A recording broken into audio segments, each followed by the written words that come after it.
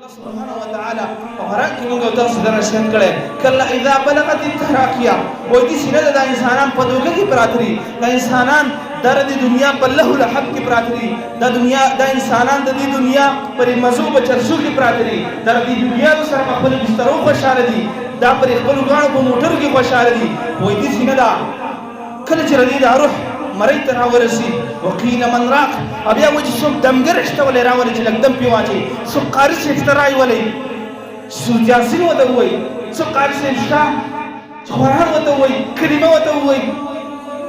هغه وخت بیا خلک دا وي وظن انه الفراق او د دې انسان بیا یقین راشي چې زه د دنیا نه تلم کيم زما په دنیا کې نور ټیم نشته ملک الموت راغلی زمانه روحاني والتفت الساق بالساق او انسان دا پنده دی یو بل سره یو ځای شي ډېرې سختې نه انسانان هم راولي دا خپې ولا وتړي دی یو بل سره الى ربك يومئذ المساق خپل رب ته بیا راغی شړل دي خپل رب ته بیا تک دی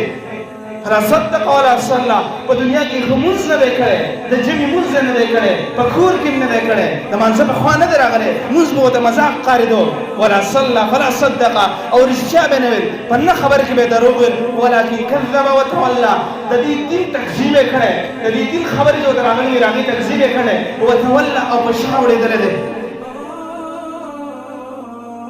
د سختیانې په موږ او تاسو ټول باندې را روان دي او دا ګپ نه دی دا چې کله راشي زموږ خواته ملک الموت او اواز را باندې وکړي چې خپل روح راوباسه هغه وخت کې بیا زموږ او ستاسو حال معلوم شي چې دنیا کې موږ څه کړي دا مرګ تر 12 کالو په ماشوم راځي تاسو بچ کیږي بلوغ ته رسیدلې د 15 کالو په ماشوم هم را رواني د 10 کالو په سړی راځي د 15 کالو د 15 کالو او سپینګری وګړه او ضعیف او وګړو او نو هیڅ چاته صبر نه کوي ټول تاسو را روان دي خان ملنګ غریب په ټول باندې صبر نه کوي په ټول د امر را روان دي موږ تاسو ورته کی دې لپاره تیاری پکار ده او ژوند ته ډېر خټ کاری چې کله د قیامت د ورځ راشي بیا به موږ ته ډېر تنګ ښکاره شي نوح علیه السلام په باره کې راځي وایي چا چې تپوس وکړو چې ای نوحه دومره ډېر عمر دی تېر کوم غټ عمر دی دا عمر درته څنګه ښکاره شي وایي چې راته ښکاره شو لکه یوه کمره چې یو دوه دروازې پکې په دې یوه راننوځي په دې بلې چې وځي زموږ دې مخو ته را سپینګري ناست دي تپوس چې وکړي وایي 50 کاله 50 کاله په دې دنیا کې تېر کړه څنګه درته ښکاره شو دغه خبره به کوي چې بچیا داسې راته ښکاري لکه پرون چې له مور نه زېږېدلی یم او نن سپینګیری شوی یم څومره چې په دې دنیا کې مزې تېر کړو څومره چې په دې دنیا کې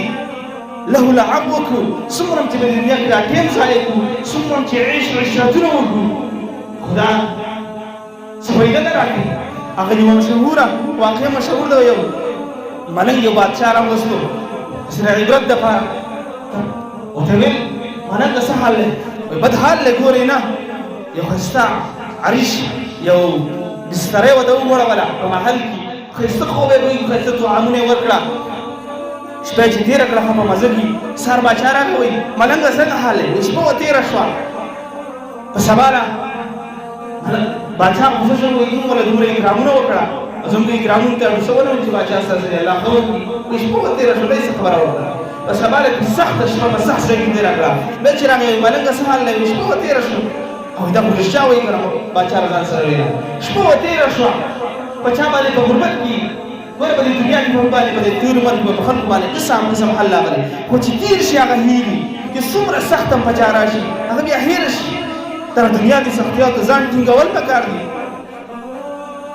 د دې یاد د علماو دپاره د طلباو دپاره نه دی د عوامو دپاره هم دی د ماشومانو دپاره هم دی د ځوانانو د بوډاګانو ټولو دپاره دی الله سبحانه وتعالی دې بوډاګانو ته خصوصي نصیحت په دې قرآن کې کړی دی وایي چې کله 40 کالو ته ورسېد او دا سلبو طریقه هم وه چې کله به 40 کالو ته ورسېدو د دنیا کاروبارونه به یې مکمل پرېښوده خپلو بچو نورسو ته به یې حواله کړه او ورته به ویل اوس تاسو کوئ زما وخت لاړو او خپله ملا به عبادت ته مضبوطه وتړله او شپه ورځ به د الله سبحانه وتعالی عبادت کوو علما فرمایي وایي هوښیار هغه دی چې کله دا منډه وهي او د منډې مقابله په اخره سر کې دا په اخره سر کې انتهایي تیزه منډه وایي چې اوس د ګټلي وخت دی